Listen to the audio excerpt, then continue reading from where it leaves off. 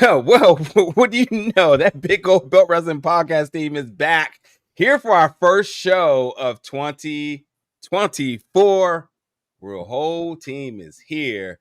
And with that, we're right back into the trenches of things. So there's so much, as you already know, to talk about, to discuss, to debate, whatever it may be. We have a full show for you tonight for 1 hour. So let's kick it off for our premiere episode of the Big Gold Belt Wrestling Podcast Season 4. Big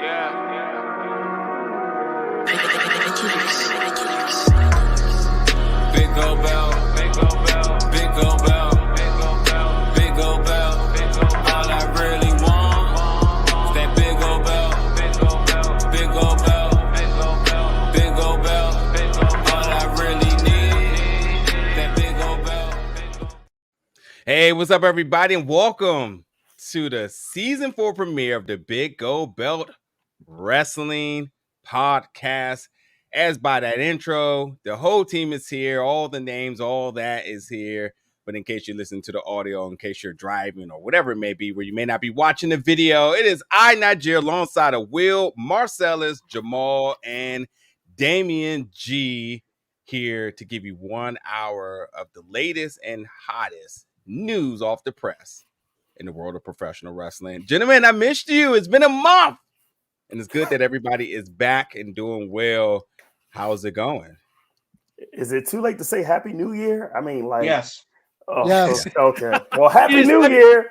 It is February 1st. We missed a whole month there. So Happy President's Day. Woo. There you go. there you go. Hitting the ground running, recharged and ready for 2024. Yes, indeed. Folks listening to us, we are live each and every Thursday, 8 p.m. Eastern Standard Time on your YouTubes, your ex, not your ex partner, but like the X, formerly known as Twitter, and an Ashley Madison thing. What's going on? And Twitch, and as I mentioned, we're here to talk about all the shenanigans that is just brewing up, not just this week, but also to kind of reflect back into everything that's been happening the beginning part of this year. Now, the first thing I really want to talk about, and while it is not a topic and we're not going to really spend any time about it, I just want to tip my hat to the crew, because we said on our last show how the 2024 year could potentially be the biggest year of professional wrestling with the emphasis of the independent scene. I just want to quickly ask Jamal and Will, who was a part of that initial conversation. I can't remember. I don't think you two were there, but if not, whatever. Do y'all still feel that way? Do y'all still feel like the Indies is brewing up to be the biggest year ever? In the Indie spotlight, I'll tell you why. Because it's the short answer is yes. It is going to be an interesting year, and we've already seen some things happen. When we talk about the Royal Rumble, this is an opportunity for a lot of guys to make a lot of different names. And as we said, last time I talked to you, I was in Dubai. And we talked about how Ricochet was going on his world tour where everything sold out. Mansoor and Marseille, they're out there doing it. We still haven't seen the debut of whatever Elias Sampson's going to be. His name is Elijah now. So there's so much that we haven't seen yet. And that's just from the guys that we know. There's still a generation of people on the come up. And everybody has an opportunity to do some work. WrestleMania this year is going to be bananas. Definitely on the indie side too. Yeah. What That's about you, Will? There is a lot of free talent that has just hit the market, and a lot of moving pieces out there that are affecting wrestling, I think, across the board. This is very much going to be a wild card kind of year, because there is a lot in play. And hell, as we've just seen in the last month, stuff is changing by the day dramatically in all kinds of different ways. So there's opportunity. There's opportunity out there. I'm going to leave it at that as we start 2024. For sure. I'm excited. And I've heard other folks echo as well that they feel like the indies are getting as hot as it has ever been. And folks are out there believing in themselves. And I think that's just all the more about why it's going to be special, because folks don't feel like I got to be important or significant. Or my significance is valued through a major contract, that folks says like I can go get this indie money, and Mustafa Ali is definitely going to be must watch for a while. Going to the chat real quick. Nick coming through. What's up? What's up? And we got a big gold belt legend right here, my man Yes. Bryce coming through. What's up, Bryce? Good to see you, my guy. But with that being said, let's shift to our topics, and we have to talk about the Royal Rumble. I am just coming back from on-site coverage there. Got to get some interviews in. That's all available on the website, bigoldbelt.com. And what an amazing Royal Rumble it was. One, I thought the stadium was just insane. I heard folks talking about the crowd scene dead. Well, I was there, definitely wasn't. We were hot the entire time. And just a flat out fun from point A to B the entire night. Talking about the Rumble, and whether it was interviews, whether it was news before the Rumble, whether it was the Rumble, or whether it was news after the Rumble. Gentlemen, what were some of your big takeaways from the Royal Rumble? Your assessment, your thoughts, your excitement, as this is the beginning and the road leads to WrestleMania. Jamal, I want to just ask you, because I'm not going to even give you a chance to think of your own answer just yet. What was your thoughts about Jordynne Grace entering the Royal Rumble? You're the first person I thought about.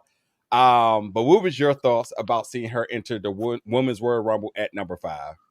That's how that was the moment that I realized that the Vince McMahon stuff was absolutely real. Confirmation.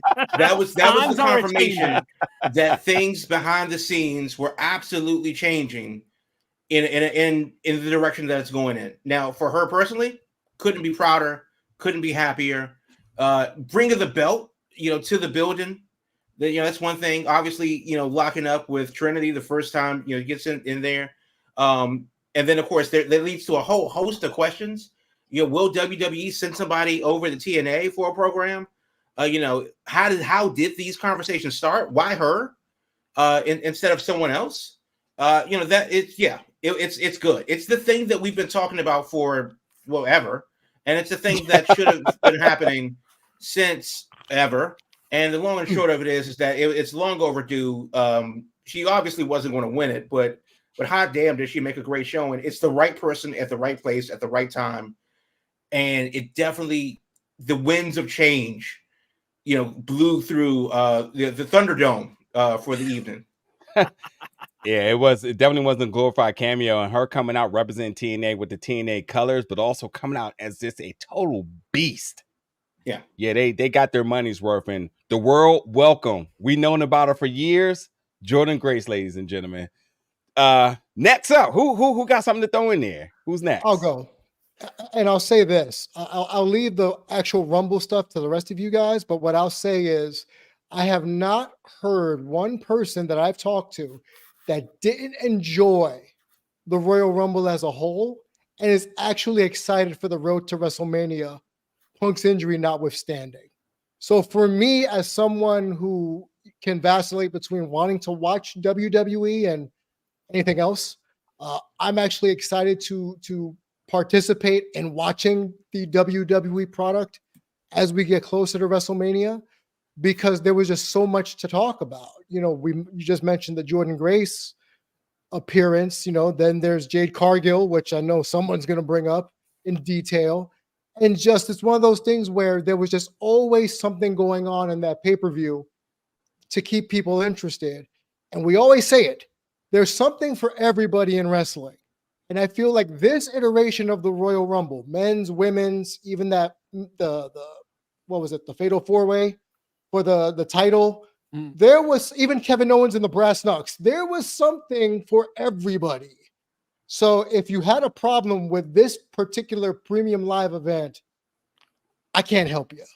So there you go. I'll go a little bit different. And I won't talk about any of the matches once again, because I know we'll probably get into that a little bit. But I like the structure of how the show went. It was 2 matches, 2 individual matches, one for a title, or 2 for titles, actually. And then the Royal Rumble matches itself, the women and then the men. And I thought the way it was paced, even though I thought originally it was going to be a 3-hour show, it ended up being over 3, I think, 3:30, 3:40 in total. But it was still paced where the Rumble matches itself was the story of the premium live event. And I think that was very good because it was like the title matches, the US title and the WWE WWE Championship was the ones that were the fillers in between it. Even those fillers still told the story of what could possibly lead to those bigger matches, which the Royal Rumble match itself. So I was very happy with the pacing of the show and how the show was structured. Because when you look at the card, it's like, wow, it's only 4 things. Is this going to be enough time? But the Rumble matches did speak for the story themselves. So I really like how that was done. I say this really quickly. Seeing 4 to 5 matches on a card has never been a bad thing. Especially when 2 of them are an hour. Yeah, and NXT has proven that for years. So it's a big indication that you're going to get a banger of a show without a doubt. They're going to fill the time. You're never going to go to a show and they're going to only give you half of what you had paid for, So without a doubt, there was no concern for me there. I'm going to the comments really quick because Bryce is upset because it was predictable. I don't know what to say about that. Either your IQ was up, or you're reading those dirt sheets pretty heavy. But I do got a little bit of a comment about that because he does research, though. He does. Yeah, right, and then Robbie coming in saying Vince is a wild boy. We'll save that for the second half. That's coming. We'll get to that. That's the second half of the show. I sat at the Royal Rumble. Well, my cousin was with me, and I sat next to Phil Lindsay of Grapsity, and I had a hell of a time with him because we definitely were just predicting our stuff as well too. And I gotta say, between the two of us, we got a hell of a lot right. I nailed Jade's whole booking. And I'm on the record a lot of telling a lot of people exactly how it was going to happen. And I don't read the dirt sheets or anything like that. But I booked her to the T how they were going to handle her. And they executed it the way they needed to. Get the big rub with Nia Jax. Nia Jax looked good. Jade looks good. Jade comes in at 28. You can't put her at 27 because 27 is a favorable number of the past. So 28 is a very safe number for her to come in without expectations. A short run, not asking for it a lot. Instantly puts her in the final 4. For potentials of what they can do going forward. Obviously, you got to keep her next to Bianca. All of the smaller talent, not by quality, but by statue. You give them a place for Nia and them to do all their strong things with some of the smaller folks such as Roxanne and so on. And they did it right. And Jay looked good. Jay got an amazing pop, got her music a little bit remixed, but the presentation when she came out, it got cold in the building. Like it felt like a storm was coming. Made into a star in one night. She got over instantaneously one night. They hit all the right buttons doing the face off with her and Bianca, having her be the one to get rid of Nia Jax. It was paint by numbers, but that's not a bad thing. Sometimes paint by numbers is exactly what you need, especially when you're introducing someone on the big stage. That's a brand new face to a lot of these people. That couldn't have gone any better for her. As far as it being predictable that Bryce is saying here, my thought with the Royal Rumble is, in a lot of ways it should be predictable because by this point we're setting the stage for WrestleMania. It should be about a bunch of like random like people popping up here and like actually like getting into the title mix or something. You're gonna have your compared to some years. This was a lot more of an open field. You have plenty of years where you're watching the Royal Rumble and there's like maybe 2 people that could win the thing. Everyone else damn well doesn't stand a chance. This year at least it was more like you had a good 4 or 5 in the mix there. You got Drew McIntyre, you got CM Punk, you got Cody Rhodes. So there was a bit more to it this year. And even if it was predictable, we got injuries now that have changed everything. So now it's really unpredictable. Now with the whole CM Punk situation, what's going to happen on Monday night for Seth Rollins' World Heavyweight title, assuming Cody's going after Roman Reigns? There's your unpredictability right there. And that's going to make things really interesting. I tell you what else is unpredictable: sports medicine. If you're keeping an eye out on Charlotte right now, anybody could be back at WrestleMania because Charlotte is on the way, and that shakes up even the women's picture, if you ask me. But this is my final comment about the Rumble is I gotta tell you, the KOD on the side of the apron to Jordan Grace was the most insane thing I have ever seen. And in all due respect, Jordan Grace is strong. She is jacked. And the fact that Bianca came through and was like, so hold my beer. And her display of strength was just it was the most insane 15 to 20 seconds of wrestling I had seen that entire night. The ladies killed it once again, and I'm very glad that they focused on their current talent than over exposing with legends and all sorts of different Good point. things. So Good point. I liked that a lot too. It was all about the women's current division folks. is stacked. Yes. And Shawn Michaels on a media call was saying like how the media call today for Avengers Day is saying that, hey, Triple H gets to get his toys.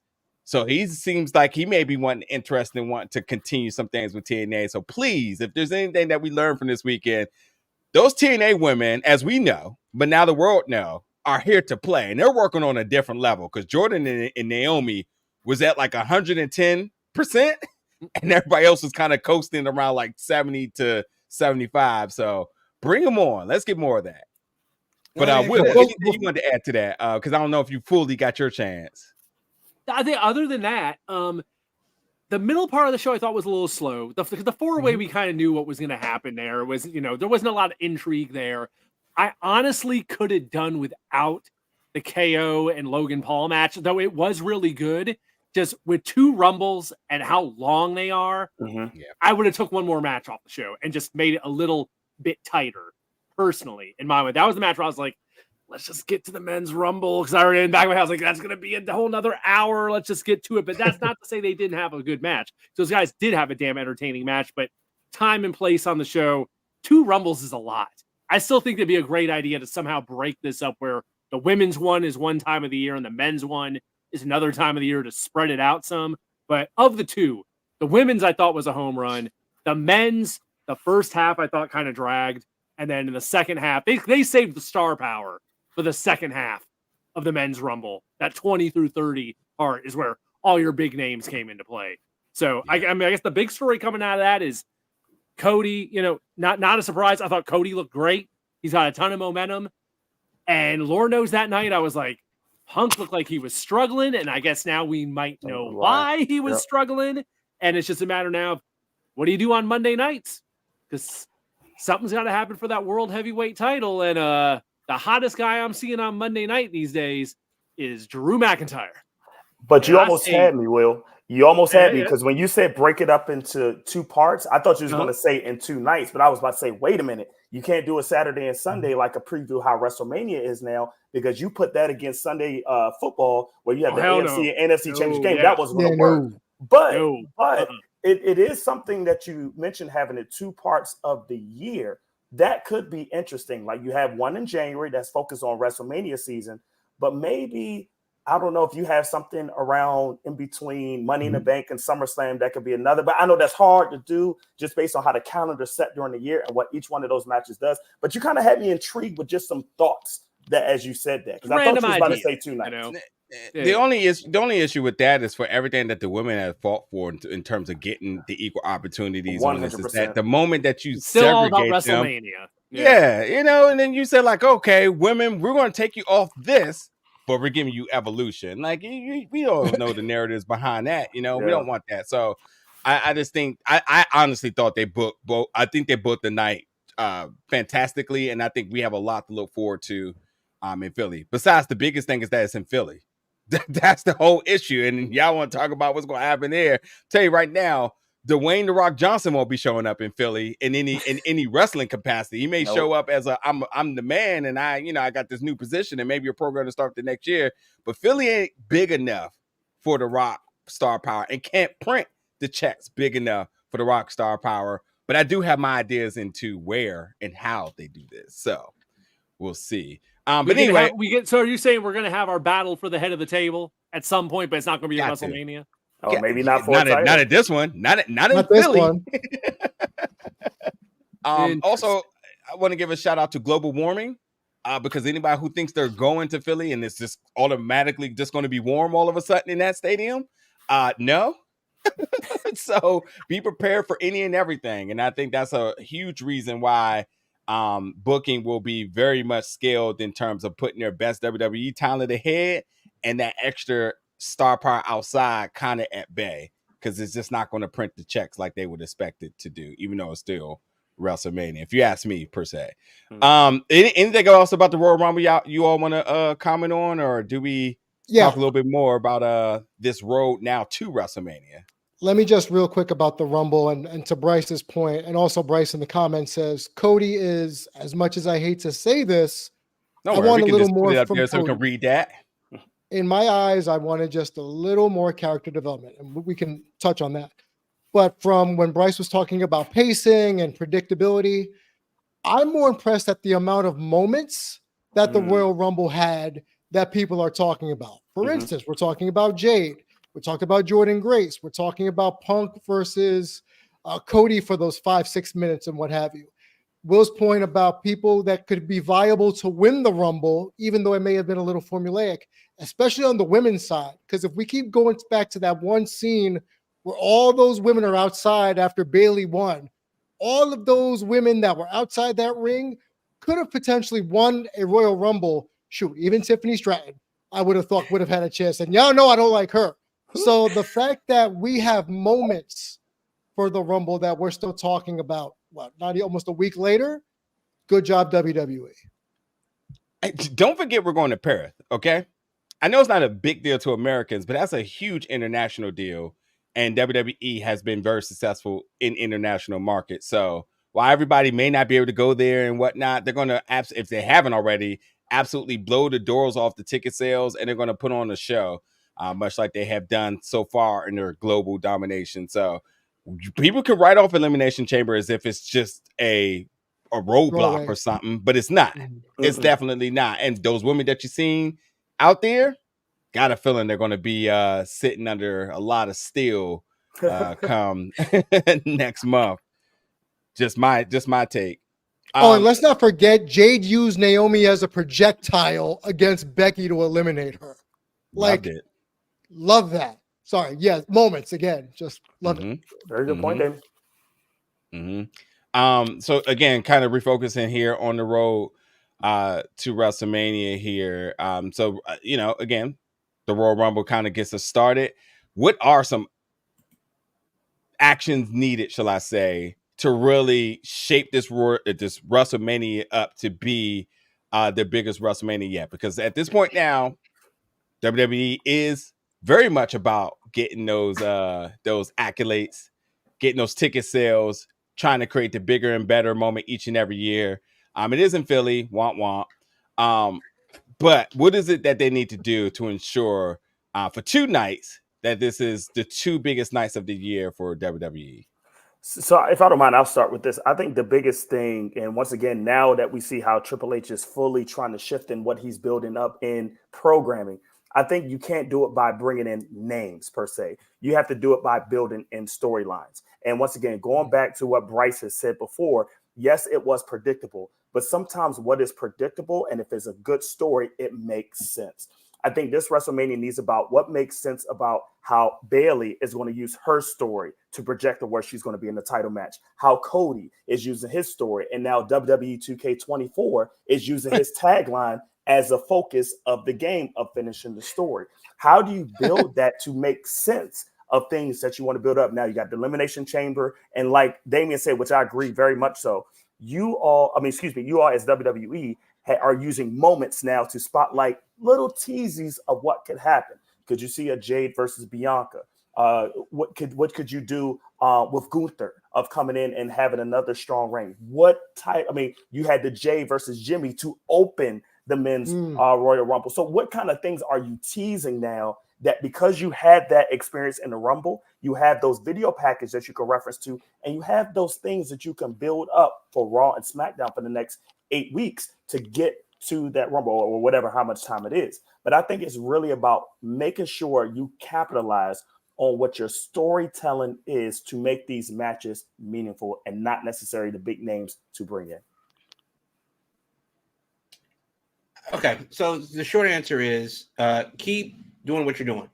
We have Elimination Chamber coming up in Australia, and we will talk about before the show how big of an issue that is for that region.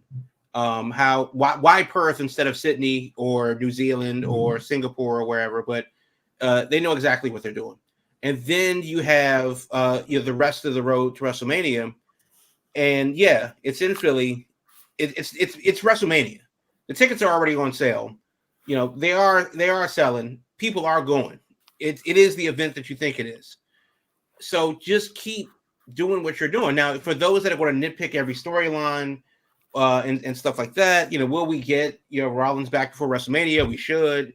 You know, how long will Punk be out? You know, hopefully not very long. You know, does Cody actually finish the story? And if he doesn't, then what? You know, these are the questions that are going to be the questions. But as far as keeping them interested, I think that this is probably, you know, this is what the road to WrestleMania looks like. It's always been that level of interest because you do have people in position that could somehow, and you know, and they've done it before. Title changes last minute. You know, they've definitely flipped it a couple times. And then also NXT had a pretty damn good presence in the Royal Rumble. Braun Breaker. Yep. Yeah. So what does that look like going forward? You know, is that something that's going to continue to happen? Are we going to see some guys shift on the road to WrestleMania from NXT to the main roster? So because we have more questions and answers means that they're doing their job. Because if we didn't have any questions and we knew, you know, had a very good idea of what it would be, then it would become, you know, pretty predictable, pretty bland, pretty, okay, you know, we're here now. Well, If you're not asking questions, you're not engaged. So Yeah, there you go. There's stuff up in the air. There's stuff. What are they going to do with this? What are they going to do with that? That's what it should be right now. We got 2 full months between now and WrestleMania. So there's a lot of ground to cover between now and then. And some questions will get answered and probably some new questions will get created between now and then. And that's how it should be right now. Everything right now is up in the air. And it's all going to shake out over the next 2 months on the road to Philadelphia. right. Yeah. And go to a comment real quick. Say, Jake, glad to see y'all back live today. Glad to see you back with us each and every Thursday, 8 p.m. Eastern Standard Time. Yeah, Will, we live in a really weird time in professional wrestling because everything you say, I relate. This is why we do this show together. But there is a certain space within the IWC, the Internet Wrestling Community, IWC, whatever, that are mad because they can't predict everything. You know? What else is new? What else is new? Oops. It's not what I did in WWE Universe mode on WWE 2K. So Take it back. can't be good. Take it back. Yes, sir. Yeah. Yeah, you know, just weird times. Let me just recap. This is exactly what I was talking about before we went on hiatus, where if WWE actually figures it out and they get their shit together, other groups, other you know, promotions are going to have a bad time. Yep. Because they already have the input, they already have the influence. You know, the only thing they need is just to get a little bit more consistent, you know, step up the work rate a little bit for those that enjoy that. But the presentation has always been high level. And now we're talking about WWE, about the wrestling, about the storylines, about the moments. Did you see this person do that? And they've been on this uptick of increasing really the level of their product. And I don't know if it's the AEW effect. I don't know if it's the effect of the indies. I don't know if it's just because so many things have changed behind the scenes. And maybe they're not even working against the wrestling world. They're working for the television promoters that they need to appease. And we'll talk about that a little bit later. So, you know, WWE is still being invested in a major way. So they gotta put up or shut up. So this is go time for WWE, not just because it's WrestleMania, just because they are in a whole new ball game, a whole new landscape right now that is completely developing damn near by the hour. So if that's what it took, well, cool. I like it, you know, because now we're getting the WWE that people wanted, that people are obviously are enjoying. And if the problem that you really have, like you really legitimately have, is that it's not predictable enough, then that's a good problem to have. You know, as the folks who I told you, folks got to stop watching wrestling like they watch their Marvel movies, wanting that stinger to solidify if the show was good, and also happen to have everything leaked in order for them to enjoy it or to hate it or whatever it may be, instead of just going in there with their own consensus and leaving out with their own reactions. But nope, got to justify hey, that subscription to dirtsheet.net. Can we just have fun? Like, No. honestly. No, you can't No. say fun. I say fun, I No. get ridiculed. No, No, Damien, go to your corner. We can have fun. Yeah, before we get to our halftime break, this is the first time you've ever checked us out, we hit a little quick commercial so you can find out more about how you can collaborate with us, whether it's commercials, ads, so be it, or just any other inquiries. You'll get that at our commercial break, and then we come back where Jamal is going to have a lot of work this year, where we like to feature an independent wrestling promotion, as we like to call that the Indie Spotlight. But to put a nail in the coffin about WrestleMania, I'm just going to quickly say this last comment about it. I don't think WrestleMania in Philly is big enough for everything that everybody wants to happen. So Cody winning the Royal Rumble makes sense to me. It runs the WWE 2K24 narrative, so good for them on that. Make sense. But also, I think there's a legitimate intrigue about Cody going back and can he get it done? And that is intriguing because it seems like there's no way he could lose twice. And there's no way it's going to be that predictable that he wins. So there's a lot of uncertainty with that. So I appreciate that. But ladies and gentlemen, when I think about WrestleMania, when I think about the whole Rock and the Tribal Chief and what that is to look like come when would that come and where's that going to look like? I can't think of no bigger place in the world than the fight capital of the world, and that's Las Vegas, and them booking this for Allegiance. They run Allegiance for SummerSlam. They failed to do it at Money in the Bank because, well, them and the UFC were not on the same page, and there seems to be a little bit of a conflict of sorts that week. But guess what's not going to be an issue for them anymore? That synergy in taking over a major city now that they're both under the TKO brand. Who's that person that just got a seat at the table at the TKO brand? On the board. The Rock. Some Dwayne guy. Mm-hmm. I expect WrestleMania to end up being the biggest fight weekend of all time. I would expect a huge 2-night event. I would expect to see a USC event. I expect that to be the spectacle among spectacles in a new arena. And that's where you want to book the Tribal Chief versus The Rock for all the marbles, which, by the way, Vegas is a short skip and a hop for family members to come over too. So we'll be seeing if my prediction for 2025 comes to fruition. Anyway, I'm done talking. Let's go and hit that commercial. We'll be back. And then when we get back, oh boy, do we got some things we need to talk Serious business. Serious business. Everybody buckle up. We'll be back in a second. If you're looking to expand your podcast reach, your website reach, as well as your social media branding, visit BigGoldBelt.com for sponsorship and advertising opportunities. Big Gold Belt Media is the golden standard for all of your media needs. We offer pre-roll and mid-roll ad spots, on-air host reads done by yours truly, Damien G, on audio as well as video platforms.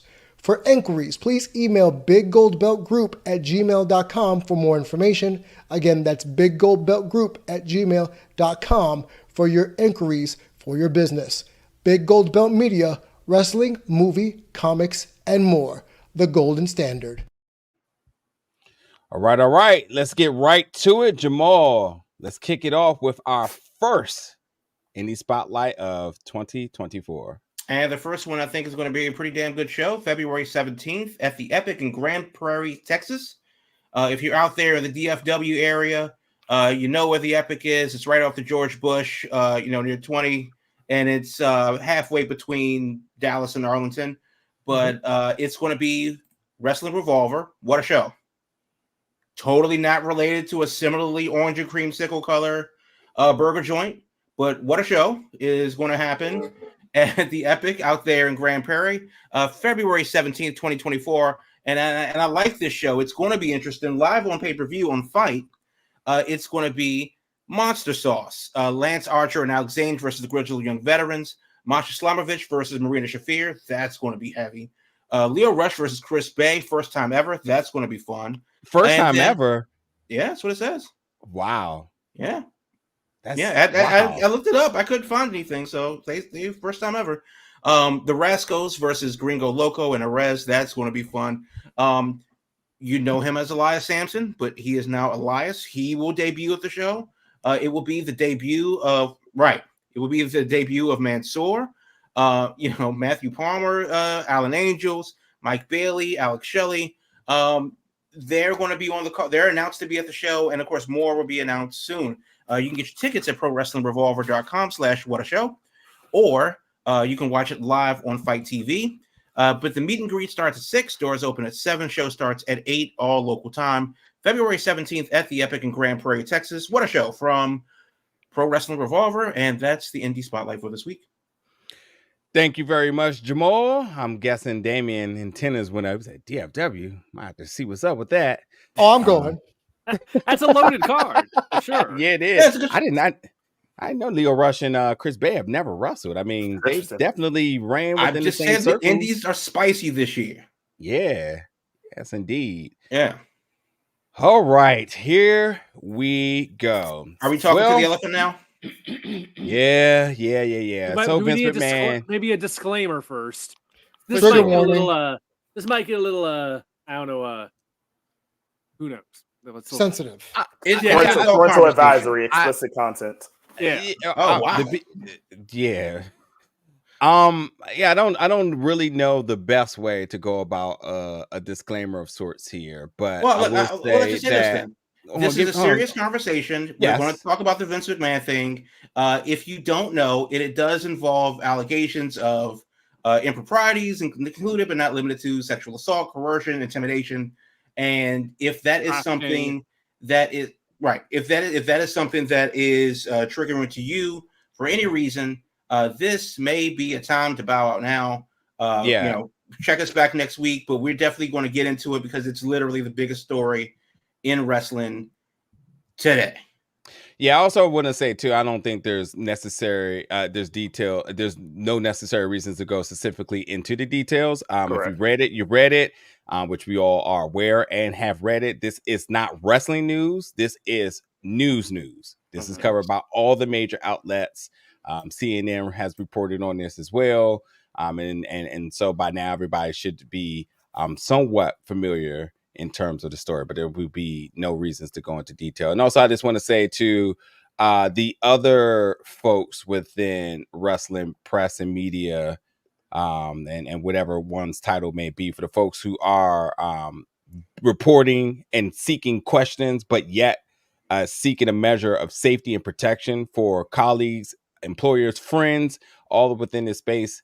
You got to tip the hat to everybody looking to move towards a not only just to move to a more positive and safe space, but to ensure that these policies are in place, everyone's aware of it, and that everybody has a safe and healthy working environment. So honestly, I think when we go back to the Me Too movement and the stories that have came out from that, and the speaking out movement, the stories that came out to that, it is good to see that across the board, everybody's working together to try to figure out ways to ensure that wrestling can continue to be fun. We can continue to enjoy it. Both performers, both fans, both anybody who of any position in any of these places, to ensure that we don't have any more incidents like the ones that are involving Vince McMahon currently. So with that being said, I think that should give us a starting point to kind of go about everything involving this. So Jamal, I give it to you.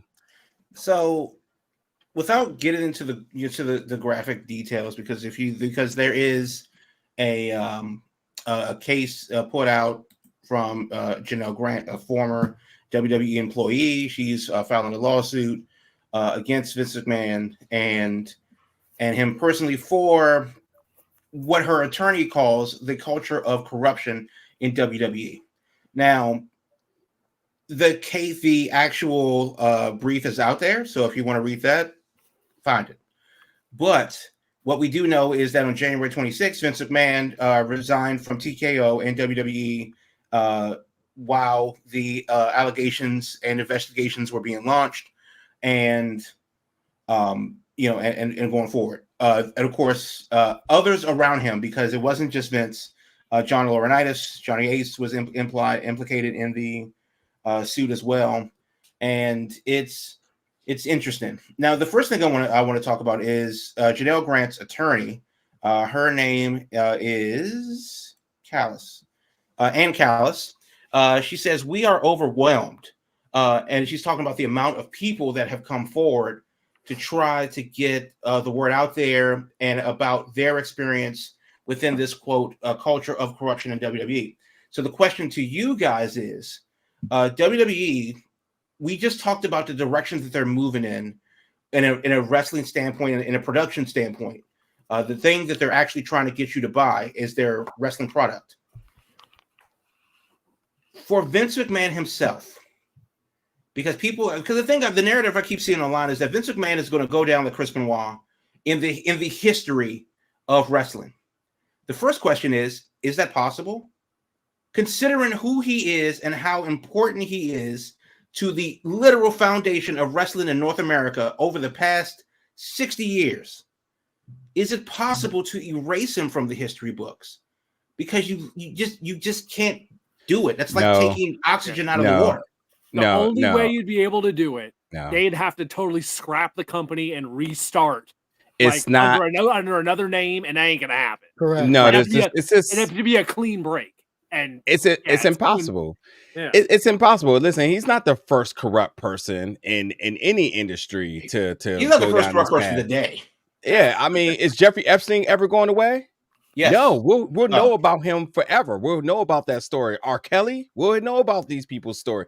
These people aren't going to ever be put in a way in a throwaway bottle, never be heard again. They'll always be referenced for what they've done.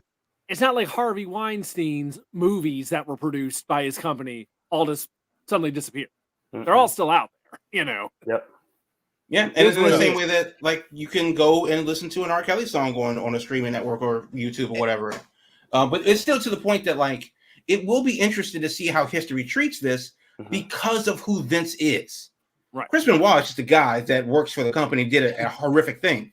Only a wrestling person would make that correlation. It's not even close. I mean, it's both horrendous acts, but it's not the same. Chris Benoit is known and for what he's done within the wrestling story.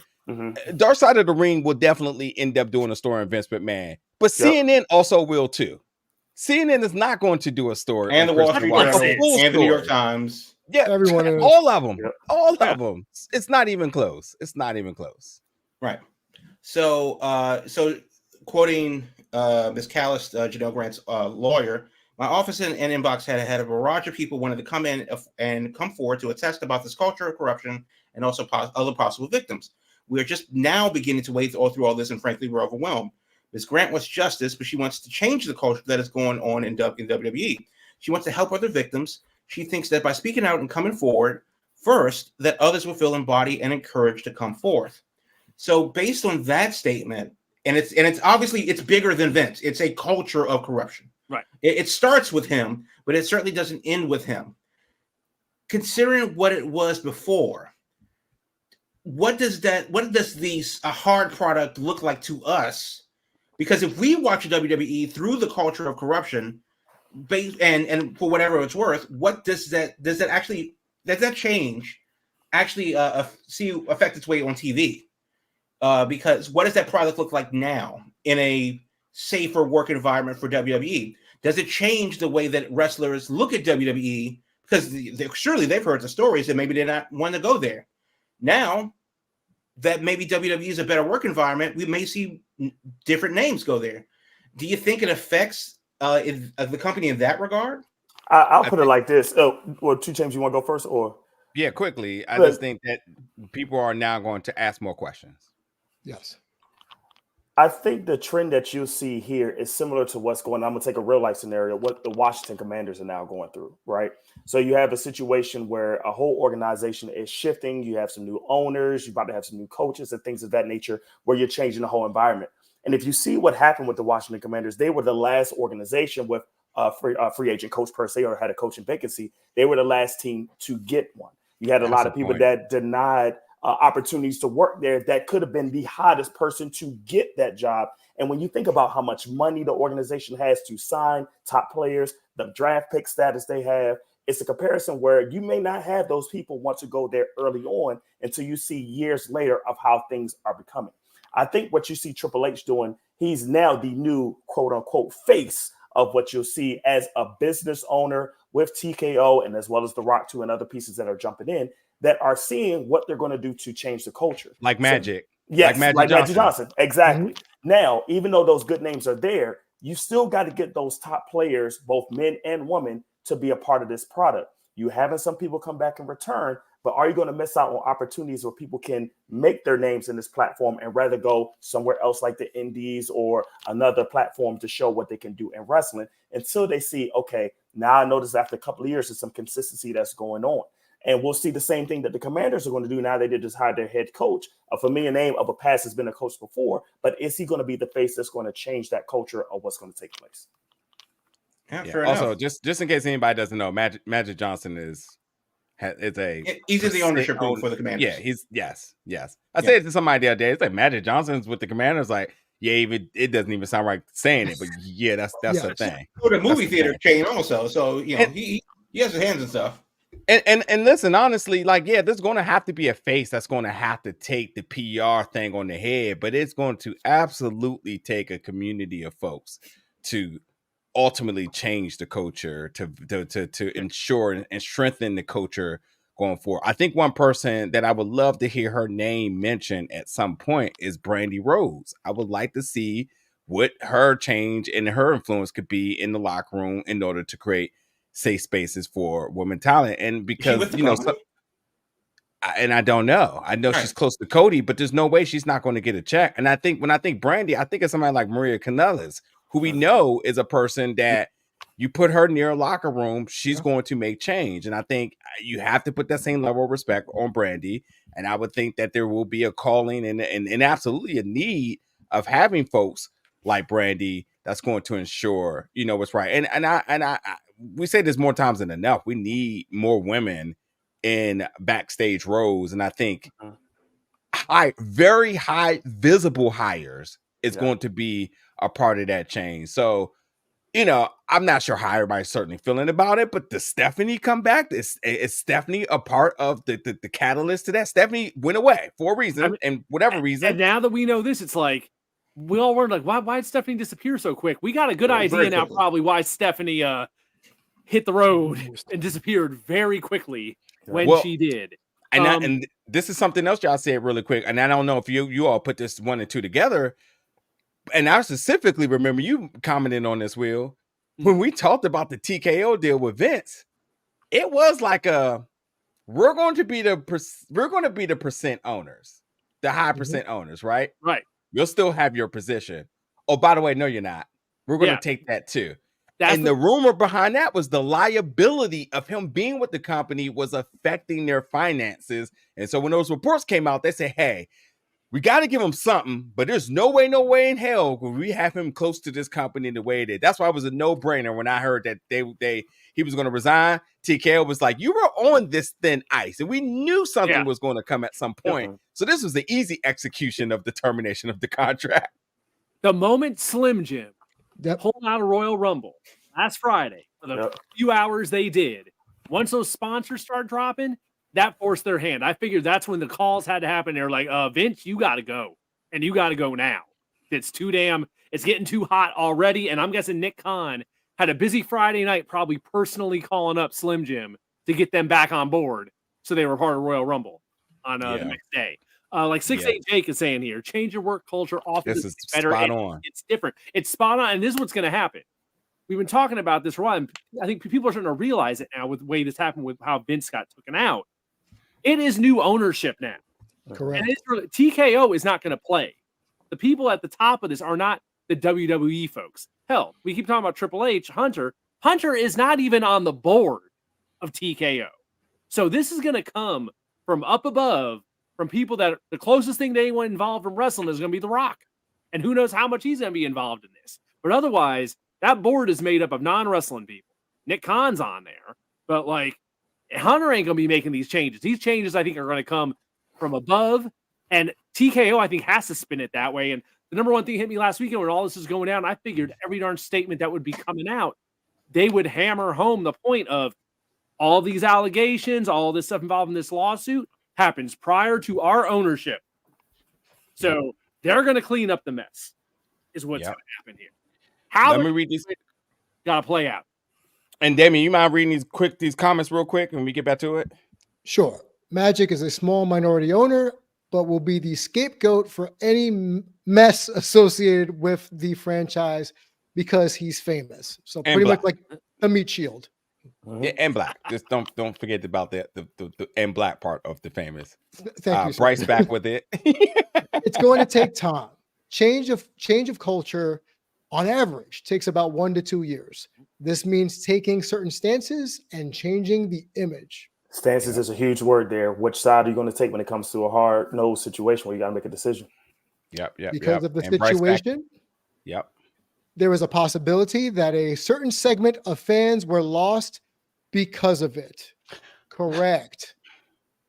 Listen, here's Time my will thing tell. about that. Fans are going to do what they're going to do at any given point. Do y'all remember when the NFL was canceled? Mm. Yeah, We're making monster ratings. So yeah, just checking. So, also, those people are usually the vocal minority, but this, as far as like the fans that may feel left out because of the change, because change is scary and people are stupid. The long and short of it is that, you know, we grew up on the Attitude Era. The generation behind us grew up on Ruthless Aggression or whatever the hell. So that's a completely different show from a cultural standpoint as to what we are going to enter towards the future. I don't know what the future is going to look like, but I definitely know it's going to look not going to look like 1996. So there are maybe, you know, that's kind of why AEW was able to come through and sweep up a little bit of the lost souls that are looking for a particular standard of wrestling, maybe without, you know, a lot of the things that happened back then. But it's going to be interesting to see where the gap is bridged between the history and the future. And it does seem like, in a way, as we talked about the Rumble for half an hour, WWE is on the path forward to figuring that out. Yep. So All right, Jamal, back at it. Yeah. No, Okay. So yeah. So I wanted to ask, you know, the allegations are fast and furious, and we don't necessarily need to get into the specifics of them. But you did, Marcellus, you did touch on Triple H. I wanted to ask just specifically him, because he is the face of this mess, even though it may not be his mess from a legal and corporate standpoint to clean up. He's definitely, how do you think he's been handling this? Just overall, do you think that he's been dealt kind of a raw deal because he doesn't have the credentials, even though he's Triple H, he legally doesn't have the credentials to be the face of this.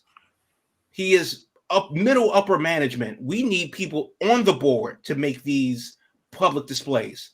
How do you think he's been handling it so far? And do you think that based on how he's handled it so far, where does he go from here?